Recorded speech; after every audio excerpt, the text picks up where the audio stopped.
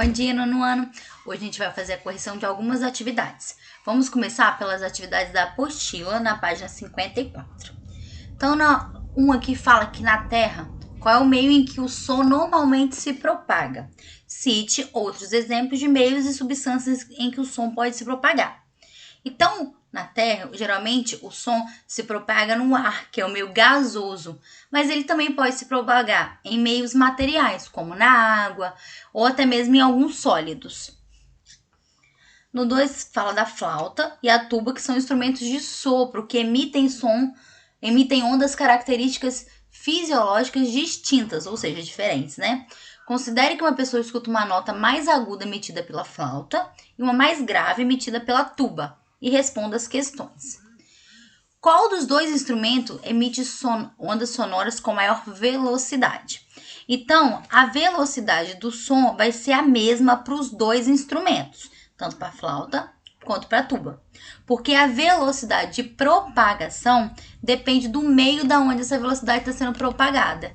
Então, vai ser igual para os dois. Qual dos instrumentos emite som mais alto? Então, a flauta vai emitir o som mais alto. Por quê? Porque está emitindo uma nota mais aguda. Isso significa que o som dela vai ser mais alto.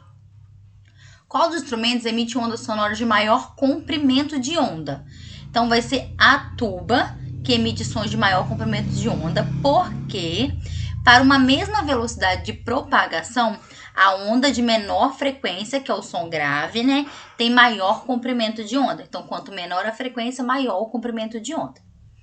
Caso os dois instrumentos emitissem a mesma nota musical, da mesma frequência, que característica fisiológica permitiria diferenciar os instrumentos? Então, aí no caso seria o timbre, que vai ser uma qualidade fisiológica de cada instrumento. Cada um vai ter o seu diferencial. E o timbre consegue diferenciar uma mesma nota de instrumentos diferentes. Um casal está assistindo um programa de televisão. Quando o programa acaba, o casal continua assistindo aos comerciais e, em determinado momento, uma das pessoas pede à outra que abaixe o som, porque a propaganda está com um som muito alto. De acordo com os conceitos estudados, responda as questões. O que aconteceria com o som emitido pela televisão se o pedido feito pela pessoa fosse atendido? Então, a propaganda que estaria passando naquele momento apresentaria um som muito grave, mas com a mesma intensidade sonora. Então, ela teria um som mais grave, porém com a mesma intensidade, ou seja, com o mesmo volume. Como deveria ser realizado o pedido? Diminua o volume sonoro, porque a propaganda está com um som muito intenso, não muito alto, está com um som muito intenso. A maioria dos seres humanos é capaz de escutar uma quantidade limitada de sons. Então, a gente tem aqui um gráfico que vai relacionar esse nível sonoro. Então, qual é a frequência audível para o ser humano que está limitada entre quais valores? Então, a nossa frequência audível está limitada entre 20 Hz e 20.000 Hz. Falei certo, né? Então, entre 20 e 20 mil. A gente consegue escutar só o que está nesse intervalo. O ser humano escuta todos os níveis sonoros de ondas emitidas na frequência de 1000 Hz. Então, para poder entender o que é frequência que a gente consegue escutar dentro dessa frequência, a gente tem que transformar isso para decibéis, né? Que a gente escuta em decibéis. Então, a gente não consegue escutar tudo, porque apenas som com níveis sonoros entre 20 decibéis e 130 decibéis que são escutados por nós, são audíveis por nós. Aqui na C, fala que qualquer frequência emitida com nível sonoro superior a 120 decibéis estará acima do limiar da dor. Então, também não, né? A frequência de 1000 Hz existem sons superiores ao que a gente consegue escutar. Então, ao nível sonoro de 120 decibéis que estão abaixo do limiar da dor. Limiar. Que palavrinha, né? Tudo bem. E na D fala que qualquer nível sonoro com frequência de 20 Hz será audível? Também não. Por quê? Os sons com nível sonoro inferior a aproximadamente 120 decibéis não são audíveis por nós para a frequência de 20 Hz. Então, o que a gente vai entender disso aqui? Cada frequência que eu tiver, cada frequência de 20 a 20 mil, eu tenho uma quantidade de decibéis que vão ficar entre essas frequências, como se fosse um subgrupo.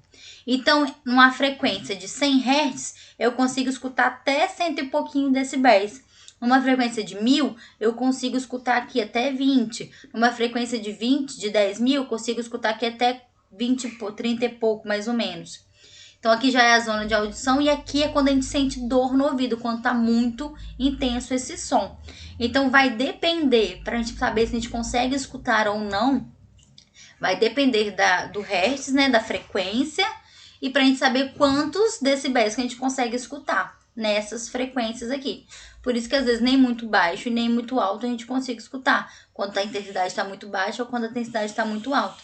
Porque é a frequência que vai determinar qual a quantidade de decibéis a gente consegue escutar, o nível sonoro que a gente consegue escutar. Na 5 pede para a gente explicar como ocorre a reflexão do som.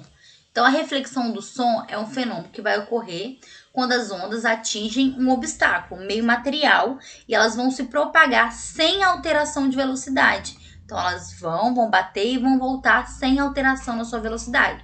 Então, se demora 17 metros, lembra que eu falei para poder ir? Vai demorar 17 metros para poder voltar. Vai ser o mesmo percurso com o mesmo tempo.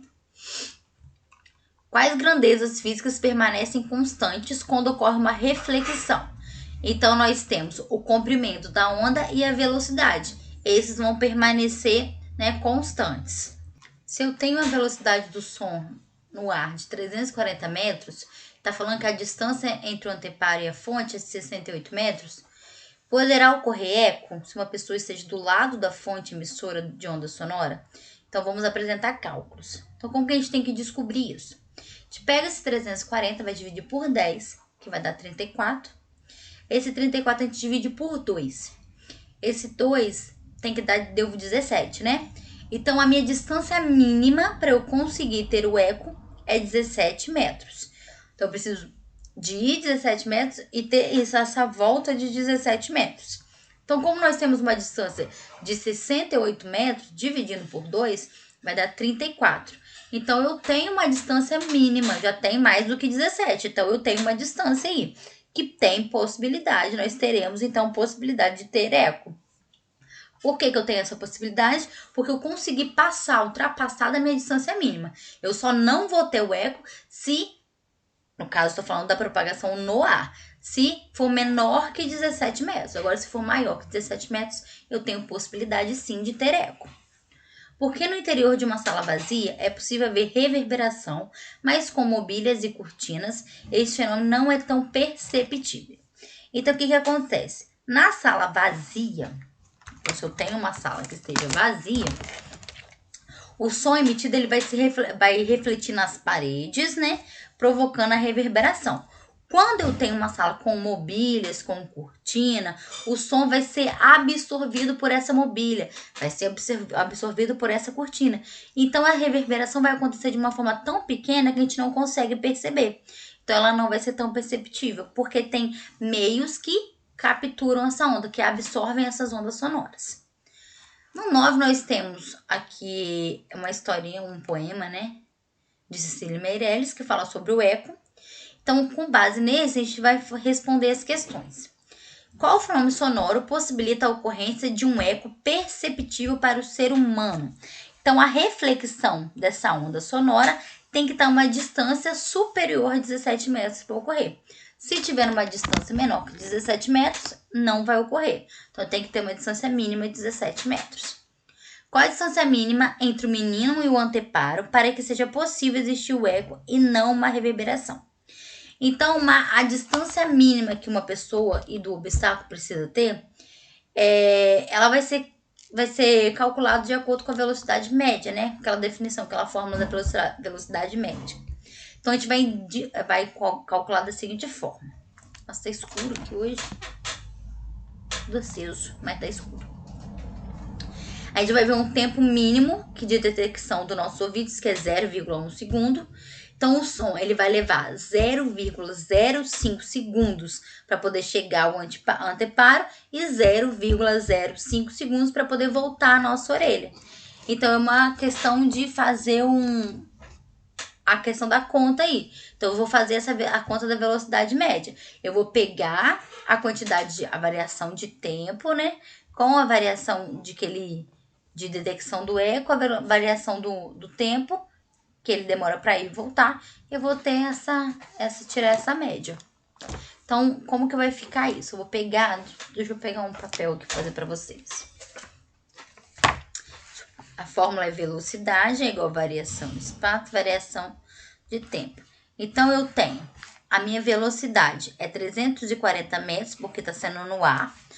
Eu tenho a minha variação no tempo e o tempo que demora 0,5 segundos. Então, eu vou ter variação igual a 340 vezes 0,5. Deixa eu fazer as contas aqui que eu não sei de cabeça, não.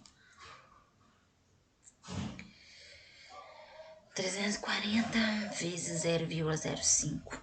Vou ter aqui, então, 17 metros. Então, vai ficar desse jeito, ó.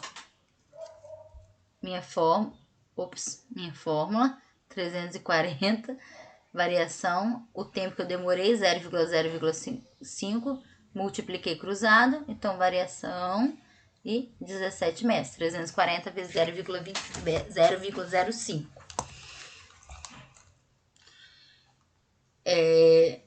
Na primeira estrofe do poema, o eco responde 2 vezes ao menino. Considerando que o eco retorne mais de uma vez, o que é possível concluir em relação ao anteparo? Então, por que isso acontece? Porque o som é refletido, ele retorna mais de uma vez. Se ele conseguiu retornar mais de uma vez aos nossos ouvidos, é porque ele bateu em mais de um anteparo, mais de um obstáculo. Então, ele bateu em 2 obstáculos e voltou 2 vezes. Então, sempre em tempos diferentes. Então, ele não bateu no mesmo obstáculo em locais diferentes, não. É como se eu tivesse batido em 2 obstáculos diferentes. Então, ele vai voltar para mim em tempos diferentes também. Aqui na 10 fala que o eco é um fenômeno que ocorre quando um som emitido, seu reflexo é um anteparo para... Tempo que permite ao cérebro distingui-lo com os sons diferentes. Para que se perceba o eco de um som no ar, no qual a velocidade de propagação é 340 metros, é necessário que haja uma distância mínima de 17 metros entre uma fonte e um anteparo. Na água, em que a velocidade de propaga do som é de 1.600 metros, essa distância precisa ser. Então, eu vou pegar aí, vou dividir 1.600 por 10. Nisso, eu vou ter 160. Esse 160 eu divido por 2, eu vou ter 80 metros, certo? O sonar é um dispositivo capaz de detectar, localizar objetos submersos ou de identificar a topografia marinha. Seu funcionamento é baseado na reflexão das ondas sonoras e na medida do intervalo de tempo entre a emissão da onda e sua recepção. Um radar permite na água uma onda sonora que se movimenta com velocidade de 1.434 metros por segundo. A onda retorna ao radar após 0,2 segundos. Neste caso, qual a distância entre o anteparo e o radar? Então, como que nós vamos fazer isso? Eu tenho aqui, deixa eu pegar a conta. O intervalo de tempo, que é 0,2, né? Que vai demorar. Então, a minha velocidade, já tem aqui, não vou fazer aqui no papel, não. Então, a minha velocidade aqui é 1.434, né? Eu tenho uma variação e tem uma variação de tempo aqui. Então, o que eu vou fazer? Eu vou multiplicar cruzado. Então, eu tenho aqui minha variação de espaço. 1.434 vezes 0,1 vai dar 143 metros. 143,4 metros. Agora, a gente vai lá para as atividades do CA. Então, pega o CA aí rapidinho para a gente começar a corrigir lá. Continuando, então, aqui nas atividades do CA, na página 18. A gente vai começar falando sobre a classificação e propriedade das ondas. Então, eu tenho a classificação das ondas. Natureza. A partir dessa natureza, nós teremos ondas mecânicas e ondas eletromagnéticas, que as mecânicas precisam de um meio material para poder se propagar, e as magnéticas podem se propagar no vácuo. Eletromagnéticas, né? Aqui a gente vai encontrar com essas palavras a classificação quanto à natureza e a direção de vibração dessas ondas. Então, nós temos eletromagnéticas, transversais, mecânicas e longitudinais. No 3, nós vamos marcar verdadeiro ou falso. tá? Então, nas ondas longitudinais, a direção de propagação coincide com a direção de vibração dos seus pulsos, tá verdadeiro? Então, a definição de onda longitudinal. Ondas não transportam matéria, também é verdadeiro. Eles não fazem essa transformação de matéria. Uma onda produzida em uma corda tem direção longitudinal de propagação. Falso. A onda produzida pela corda é transversal. Ondas sonoras são exemplos de ondas eletromagnéticas. Falso também. São exemplos de ondas mecânicas. Raios solares são exemplos de ondas que se propagam pelo vácuo, denominadas de ondas mecânicas. Os raios eles conseguem se propagar pelo vácuo, sim, mas são ondas eletromagnéticas, né? Não são ondas mecânicas. Vamos preencher aqui a cruzadinha. Ondas que se propagam no vácuo, eletromagnéticas. Ondas em cordas, nós temos as ondas unidimensionais. Ondas que se propagam em meios materiais, são ondas mecânicas. Ondas sonoras, tridimensionais, e ondas em plano, bidimensionais. Aqui nós temos um texto que pergunta aqui na letra A qual é o principal motivo da formação de ondas gigantes nessa região aqui de Vila da Nazaré, lá em Portugal. Então, é por causa da enorme diferença de profundidade. Então, nós temos aqui 5.000 metros na região mais afastada da costa e 50.000 metros na região mais próxima. O arrasto faz com que essa onda ela vai elevando sua crista e se torna uma onda gigante. Então, o arrasto que a gente fala, essa onda ela vem, né, se formando e vai aumentando a sua crista, se tornando uma onda gigante. Os surfistas devem estar atentos às melhores ondas para obter melhores avaliações dos juízes. Quando uma onda não está tão boa, ela está se aproximando do surfista e ele não quer pegá-la.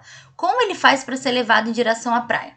Então, o surfista ele vai se posicionar, né, de forma que a onda passe por ele antes de quebrar. A onda não pode quebrar em cima dele, né? Tem que passar por ele antes de quebrar. Então, assim a posição dele não vai mudar com a passagem dela. Aí ele consegue depois ir para a onda. Não é a onda que está levando o meio material, né? Lembra que a gente falou disso? Então, ele vai se posicionar de forma que a onda vai passar por ele sem quebrar em cima dele. Aí, depois disso, a sua posição não vai mudar com essa passagem dela, mas ele consegue depois ser levado para a praia. Qual o motivo de ondas do mar quebrarem próximo à praia? Explica usando os conceitos de velocidade e propagação das ondas. Então, quando a onda ela entra numa região de menor profundidade, que é mais próximo da praia, a sua parte de baixo ela fica sob uma ação de uma força de atrito. Então, ela não tem nada para poder conseguir fazer ela crescer. Então, ela é como se ela estivesse terminando. Então, a velocidade perto do solo ela vai diminuir por causa desse atrito. Vai reduzir o comprimento da onda e vai aumentar a sua amplitude. Então, a parte de cima da onda, onde não está sob nenhuma força de atrito, né, continua com a mesma velocidade. Isso torna a onda mais instável. Então, essa instabilidade é ultrapassada e vai ganhar uma velocidade horizontal e ela acaba quebrando. Então, a parte de baixo sofre atrito, reduz esse comprimento da onda e vai aumentar a sua amplitude. A parte de cima que não tem atrito vai ter uma força, não tem força nenhuma, ela vai continuar com a mesma velocidade. Só que aí ela vai acabar quebrando. Na 6 aqui, a resposta certa é a letra C, que fala que a velocidade de uma onda está relacionada com sua frequência. No 7, nós temos aqui uma imagem onde fala que sobre a onda retratada é correto afirmar. Então, aqui nós temos a resposta certa, a letra E, que a amplitude máxima da onda é igual a 1,4 centímetros. Ó. Então, é mais ou menos aqui, 1,4 centímetros. Aqui nós temos uma imagem, vamos responder algumas questões. Então, nós temos o ouvido e está tendo aqui um som, algum tipo de som, né? De qual o sentido da propagação das ondas? Então, nós temos a propagação aqui, ó, da esquerda para a direita. Essa onda está vindo daqui para cá. Qual a direção de vibração? É uma direção longitudinal. O que caracteriza os pulsos das ondas na imagem? Então, o que vai caracterizar isso? vai ser a alternância entre a expansão, ou seja, a alternância que dá rarefação e compressão. Então, na interação entre essas duas partículas. Então, na compressão, essa onda torna as partículas mais juntinhas e na rarefação elas ficam mais afastadas. Então, essa onda ganha, acaba que se movimenta pelo espaço por conta disso. Que é como se fosse um efeito sanfona. Junta e afasta, junta e afasta. Aqui nós temos qual é a amplitude da onda. Então, tá falando aqui que a minha onda tem um ponto mínimo de 0,5 metros e a onda demora 60 segundos para se deslocar por 3 comprimentos de onda. Então, qual vai ser essa amplitude? Então, a amplitude da onda vai ser 0,25. Então, ou seja, o quê? Metade da distância entre a crista e o vale da onda. Então, é como se a gente tivesse que fazer o desenho para poder entender melhor.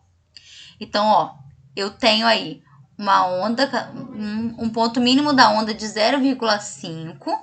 Então, a onda ela demora 60 segundos para poder deslocar entre os 3 comprimentos da onda. Então, eu vou lá e pego lá a minha figura. Vou desenhar os comprimentos da onda. Então, eu demoro 60 segundos para poder passar por esses 3 comprimentos. Então, qual que é a minha amplitude? Ah, tô com dúvida? Eu volto lá no meu desenho. Deixa eu lembrar a página da apostila.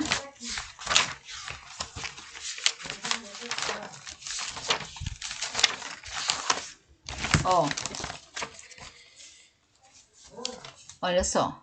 Então, aqui eu tenho o comprimento da minha onda. Então, ele fala que a onda demora 60 segundos para se deslocar por 3 comprimentos de onda.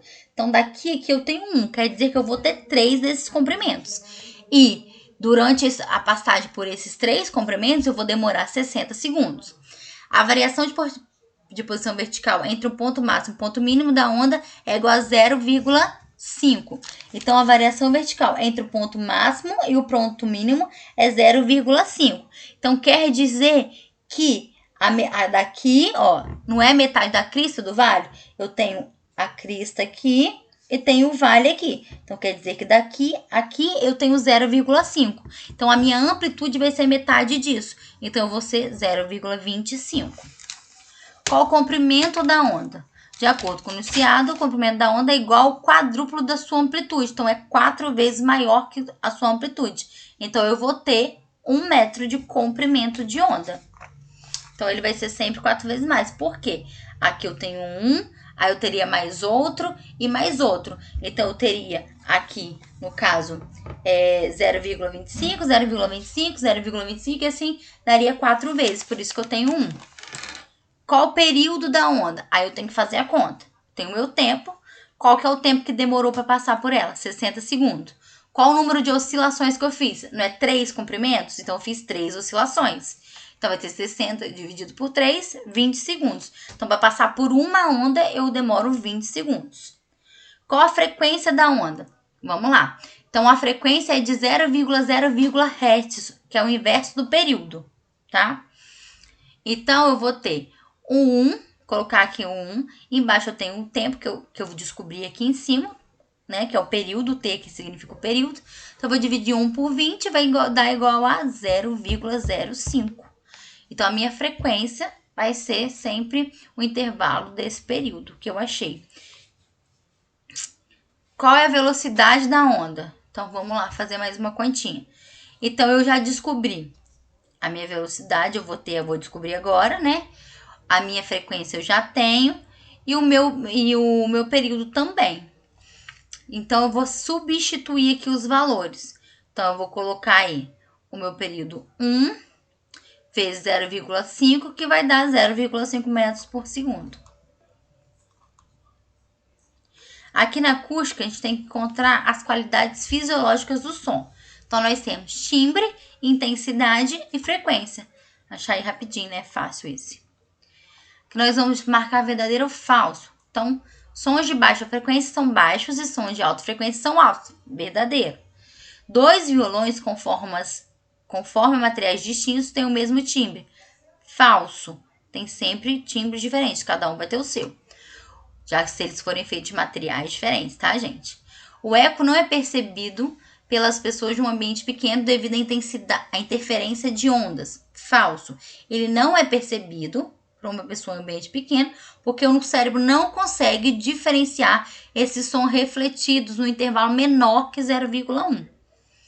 O eco é percebido por uma pessoa se a distância de um anteparo for maior que 17 metros. Sim, é o que o nosso ouvido precisa, é o tempo mínimo que o nosso ouvido precisa para conseguir entender aquele som ali. Por isso que a gente precisa de 0,1 segundos, que é o que demora 17 metros para percorrer. Aqui nós temos instrumentos de sopro, instrumentos de corda e aqui instrumentos de percussão. Na 3, está pedindo para a gente poder completar a cruzadinha. Então, nós temos aqui dispositivo que armazena energia como resposta à ampliação de uma tensão mecânica. Nós temos o piso elétrico, nome dado para a onda sonora de alta frequência, que também é emitida pelos morcegos. Ultrassom, que é um som muito alto, né? Equipamento que transforma uma informação ou sinal em uma energia de diferente natureza, que é o transdutor. Nome do dispositivo que os navios utilizam para a localização de cardumes: sonar. Fenômeno que ocorre em grandes salas e que aumenta o tempo de percepção do som: reverberação. Aqui nós vamos completar as frases. Então, a faixa de frequência audível para o ser humano é de 20 Hz a 20.000 Hz. Para aumentar a intensidade de um som, podemos nos aproximar da fonte de som ao aumentar o volume. A distância mínima entre a fonte e o anteparo para que o ser humano escute o eco no ar é 17 metros. A reverberação não acontece em ambientes pequenos. O timbre é definido pelo formato de sua onda sonora e permite a diferenciação dos sons. No 15, está falando que ao emitir um som de alta potência na direção de um anteparo, escuta-se um eco de 1 segundo. Qual a distância do anteparo? Então, vamos lá. Então, para poder saber, eu tenho que descobrir essa distância, tenho que descobrir qual que é a velocidade. Então, aqui esse anteparo está sendo no ar, né? Estou tendo essa frequência no ar. Então, se é no ar, eu tenho 340 metros por segundo. Então, a minha velocidade é de 340 metros por segundo. Aqui eu vou ter uma variação, né? Variação de espaço, variação de deslocamento. Acho que eu até falei errado mais cedo, mas é variação de deslocamento. E aqui eu tenho a variação de tempo. Então, eu vou só multiplicar cruzado. Então, a minha variação de tempo, aqui ele está falando que escuta-se o eco depois de 1 segundo. Então, quer dizer, se ele escuta depois de 1 segundo, quer dizer que ele demorou meio segundo para ir e meio segundo para voltar. Então, eu tenho minha variação de tempo 0,5. Multipliquei cruzado, vai dar 170 metros. Explique como o eco é utilizado em cada uma das imagens a seguir. Aqui eu tenho ultrassom, que é essa imagem de som, essa emissão de som, né, de alta frequência. Quando ela se choca com algum obstáculo, que no caso aí é o bebê, eles vão retornar com diferença de tempos e podem ser interpretados por imagens. Então, eles vão ser traduzidos em imagens. Aqui eu tenho a ecolocalização, que é quando o morcego ele vai emitir o som, esse som vai refletir em um obstáculo e vai retornar para o morcego no intervalo de tempo. Nesse intervalo de tempo, ele consegue calcular a distância que o objeto está dele, do que o obstáculo ou a presa está dele. Bichinho esperto, né? Aqui nós temos o sonar, que é utilizado para poder descobrir a distância dos objetos que estão no fundo do mar. Então, tem o mesmo princípio, até mesmo o princípio do negócio do morcego, né, da ecolocalização. Ele joga esse som, descobre mais ou menos aonde que está esse obstáculo, ele consegue fazer um cálculo para saber mais ou menos a distância que esse obstáculo está dele. Aqui eu tenho 2 gráficos com 2 ondas sonoras, né? Tem uma onda sonora com uma onda mais extensa, mais comprida, e outra com mais frequências. Então, o gráfico da onda B representa um som agudo e da onda A um som mais grave. Letra B, resposta certa. Por hoje nós vamos terminar a nossa correção por aqui. Se tiver qualquer dúvida, eu explico para vocês melhor lá no grupo. Então, só me mandar mensagem que eu explico melhor, principalmente essas questões de conta, né? Então eu tento explicar um pouquinho na aula ao vivo também, que talvez seja mais fácil. Qualquer coisa vocês me procuram, tá? Beijos, até mais.